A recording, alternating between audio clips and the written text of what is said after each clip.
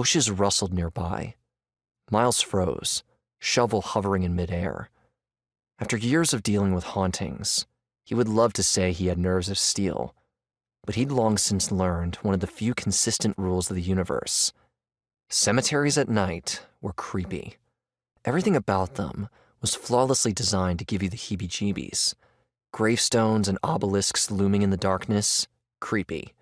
Faint light from the crappy camping lantern Miles's dad had gotten at a yard sale, creepy.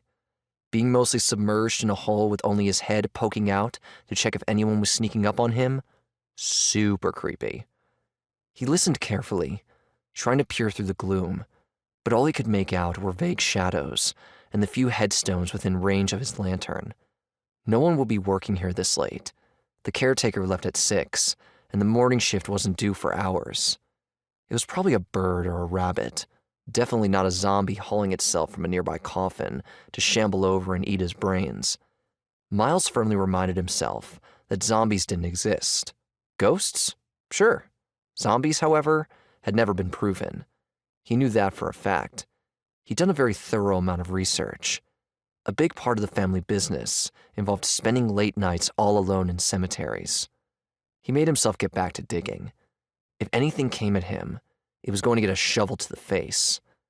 Not many people realized caskets weren't buried 6 feet down, at least not more recent ones.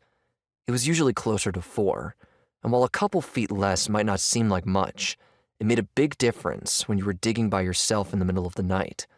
It also meant if a hypothetical zombie came lurching towards Miles, he could climb out of the hole fairly easily and run for his life. At times like this, he really had to appreciate the little things. His shovel thudded against something solid.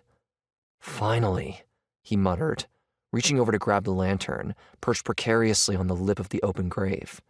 As it swung, it sent shadows dancing across the dirt walls, swirling in a hellish kaleidoscope. Miles dropped to his knees, digging with his bare hands, to reveal the once polished lid of the casket. He scraped and brushed debris away until the seam was visible, then grabbed his crowbar. This was always the worst part, the stench that poured out when he first cracked a casket open. Shuddering, Miles swallowed. Mrs. Mendoza had been buried for long enough now that she didn't smell rotten, but an unmistakably sour, musty scent coated his mouth and tongue. Sure enough, when he managed to leverage the lid fully back, what was left of her body was leathery and withered. Her lank hair spread across the silk pillow. Yellowed bone peeked out where her skin had stretched too tight and split. Her hands clasped over the breast of the faded blue jacket she'd been buried in.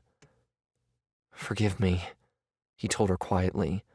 "I'm just returning something that belongs to you." He reached into his pocket and pulled out the heavy golden locket, polished metal glinting in the weak light. It hummed against his skin, sparking with electricity from the vicious aura it gave off.